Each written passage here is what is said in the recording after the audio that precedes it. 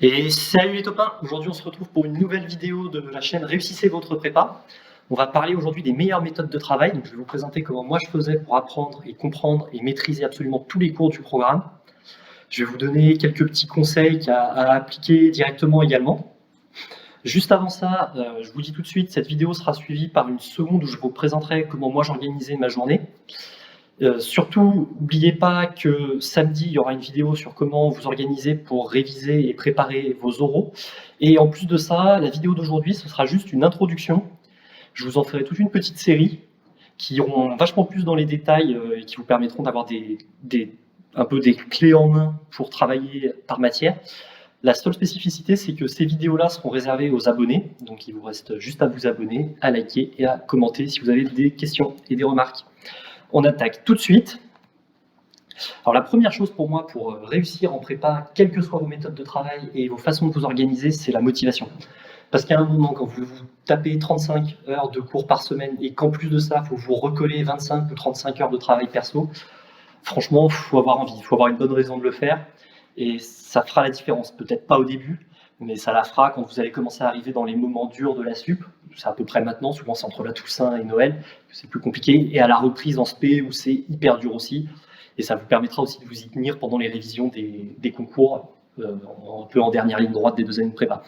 Donc je pense que pour moi, la motivation, c'est 2 choses très importantes. C'est ayez un but précis. Donc généralement, c'est une école. Et ce qui va bien marcher justement quand on a ce but, une fois qu'il est bien défini, c'est de s'imaginer sa vie une fois qu'on aura atteint ce but. Qu'est-ce que ça va changer? Pourquoi ce sera vachement mieux?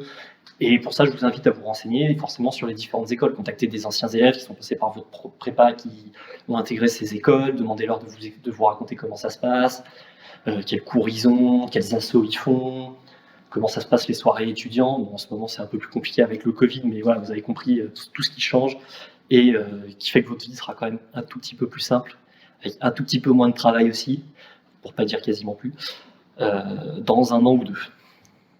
Une fois qu'on est bien motivé, on va passer à la partie travail.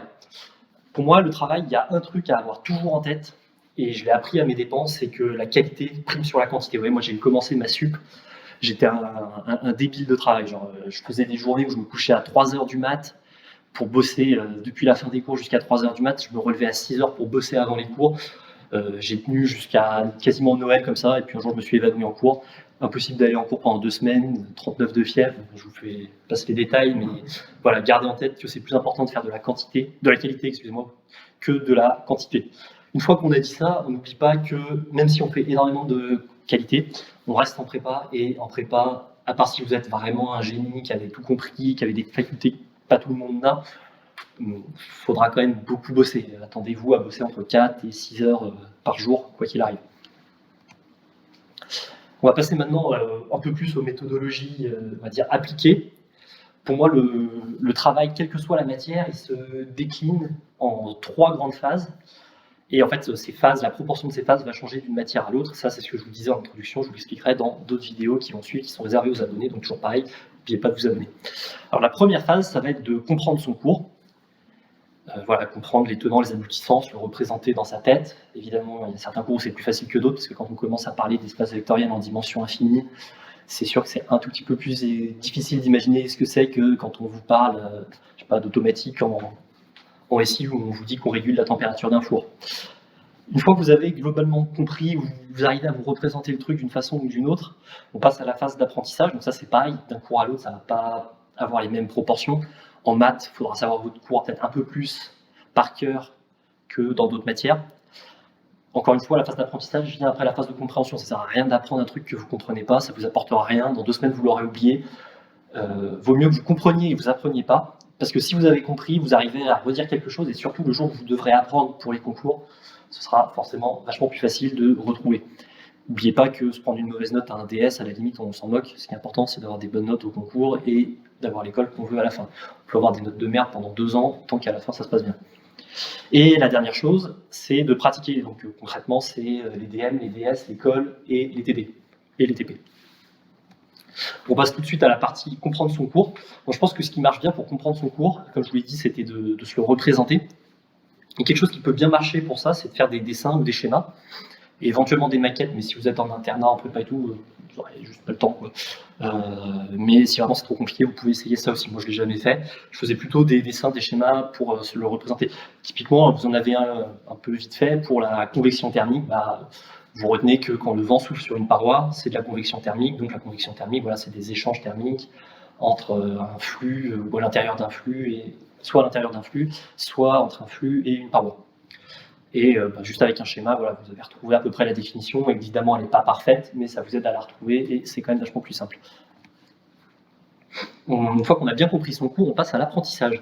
Moi, ce qui marchait super bien, c'était de faire des fiches, parce qu'une fiche, ça permet de déjà relire son cours le jour même. Alors, je vous conseille de la faire le jour même. Typiquement, vous avez fait vos cours dans la journée, et le soir, vous faites votre fiche. Et après, vous faites votre TD avec votre fiche à côté.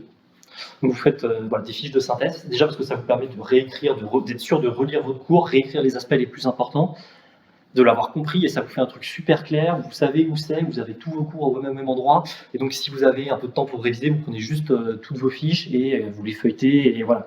C'est super simple, c'est facile, c'est organisé, pratique. Après, l'autre truc, c'est de s'auto-évaluer. Typiquement, vous avez une liste de formules de trigonométrie à apprendre, vous avez fait votre fiche. Avant même d'essayer de les apprendre, vous les notez toutes, la partie de gauche, la partie qui est facile, genre sin A plus B, égale, machin, et vous les écrivez toutes. Vous mettez votre fiche, votre cours dans un coin, et vous essayez de toutes les retrouver de tête. Celles que vous ne savez pas, c'est que vous ne les savez pas, il faut les apprendre en les copiant, en les écrivant, ce que vous voulez, en les récitant. Et celles que vous savez, c'est que vous les savez, donc il y a peut-être besoin d'y passer un tout petit peu moins de temps. Donc déjà, ça vous permet de savoir où vous en êtes, et surtout, c'est un effort mental qui fait que vous allez vous forcer à retrouver dans votre tête les trucs, et en le répétant plusieurs fois, typiquement pendant 3 jours de suite, vous apprenez vos formules de trigo, vous allez vous rendre compte déjà que vous progressez, que vous ne faites pas ça pour rien, et que ça va être de plus en plus facile. En fait, l'auto-évaluation fait partie du processus d'apprentissage, et va vous faire apprendre vachement plus vite pour moi. Et l'autre chose, c'est de revoir régulièrement. Il y a des trucs, vous en aurez besoin pendant toute votre prépa. Les formules de trigo, évidemment, ça en fait partie, mais les citations de français, c'est un peu la même chose. Le vocabulaire en anglais, c'est pareil. Si vous ne connaissez toujours pas vos verbes irréguliers en prépa, c'est vraiment le moment de vous y mettre aussi. Voilà, il y a tout un tas de choses comme ça. Il y a un tas de formules en physique à connaître par cœur. Il y a aussi quelques démonstrations en maths. Même si les démonstrations, il n'y a peut-être pas besoin de les connaître absolument par cœur, mais plutôt la démarche. Bon, voilà, vous m'avez compris. Une fois qu'on maîtrise bien son cours, qu'on l'a compris, plus important toujours, comprendre, qu'on l'a appris, vient le moment de pratiquer. Et à pratiquer, c'est là que je vous rappelle que la qualité est plus importante que la quantité. Parce que c'est là où beaucoup de gens ont tendance à se dire je vais faire tous les exos du TD, puis tous les exos de l'ellipse, puis tous les exos de machin, puis toutes les attaques que je trouve sur internet. Ça sert à rien parce que déjà il y aura plein d'exos qui vont se ressembler.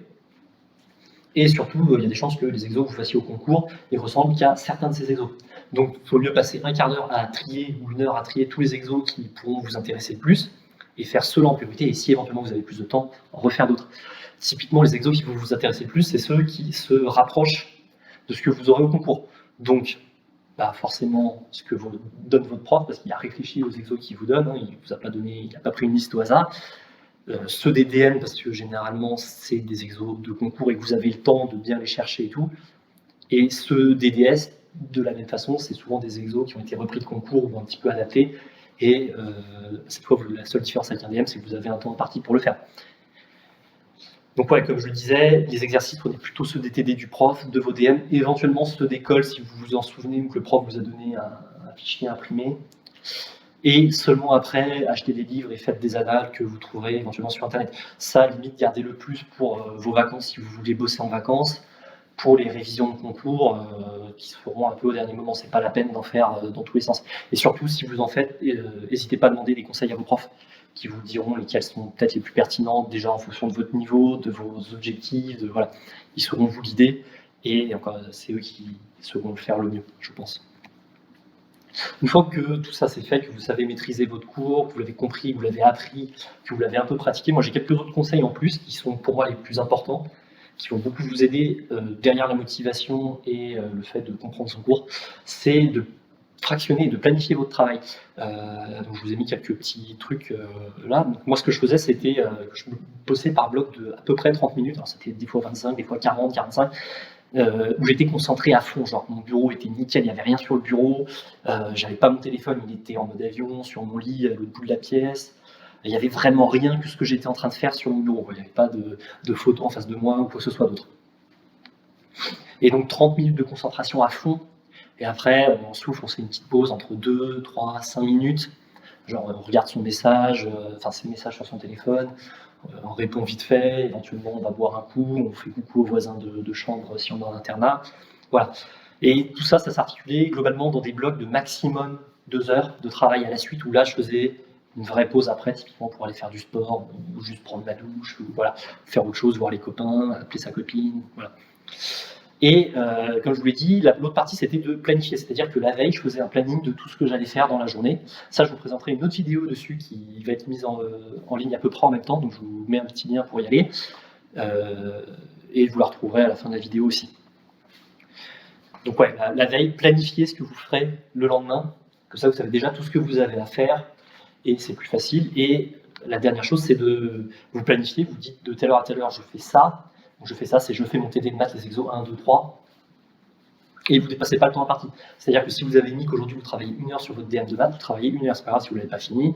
Vaut mieux rendre un DM pas fini et avoir appris son cours des autres matières à côté, que de faire un DM nickel et de ne pas connaître son cours et de devoir se coucher à 3 heures du mat pour apprendre ses autres cours. En plus, de ne pas dépasser le temps imparti, ça va vous forcer à vous mettre un peu la pression, à aller plus vite, à faire les mêmes choses en fait, mais en moins de temps. Donc c'est pareil, ça va pas mal vous aider. Ça rejoint le fait de mettre des blocs de 30, à peu près 30 minutes de concentration max, où en fait, ça paraît étonnant, mais vous serez... Alors c'est un nom cette technique, mais je ne l'ai pas retrouvé. Mais ça vous permettra en fait d'être hyper concentré, hyper efficace pendant 30 minutes.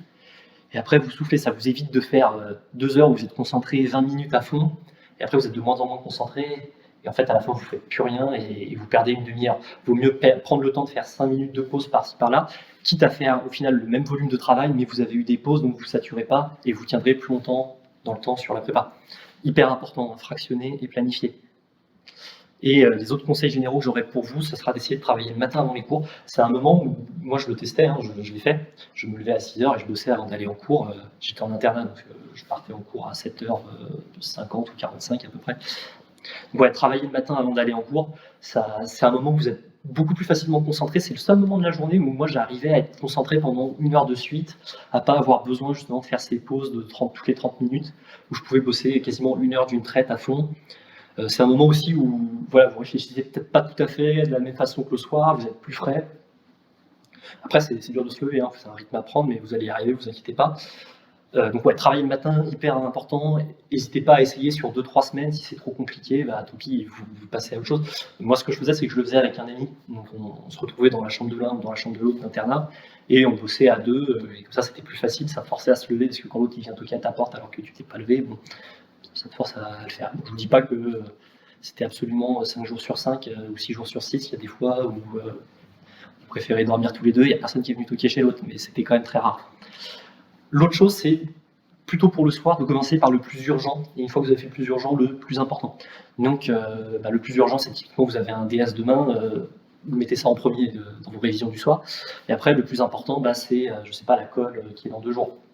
C'est moins urgent, mais c'est quand même plus important que d'aller apprendre un petit peu de vocabulaire d'anglais, même si apprendre du vocabulaire, ça reste hyper important.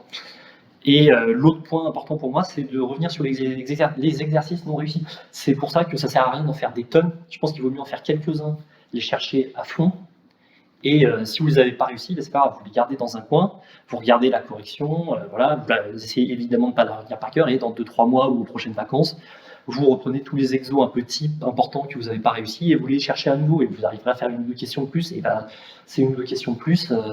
Si déjà c'est tous les 1 mois et demi que vous arrivez à faire 1 ou 2 questions de plus, vos notes au concours, ça va se sentir. Et surtout, vous verrez que vous progressez. Donc c'est hyper important. Ça permet de remettre un peu de baume sur la motivation, de remettre un petit coup. C'est toujours bien. Voilà, donc c'est tout pour cette vidéo. Je vous rappelle que la suite des vidéos, la première, ce sera une journée type, comme moi je l'organisais avec ce que je viens de vous dire juste avant. Après, il y aura une suite de vidéos un peu par matière ou type de matière, il faudra que j'y réfléchisse bien, qui seront réservées aux abonnés, donc n'oubliez pas de vos abonner, et vous pouvez toujours regarder mes autres vidéos sur ma chaîne. Allez, salut, à la prochaine, on se retrouve samedi pour une vidéo sur comment planifier et réussir ses oraux.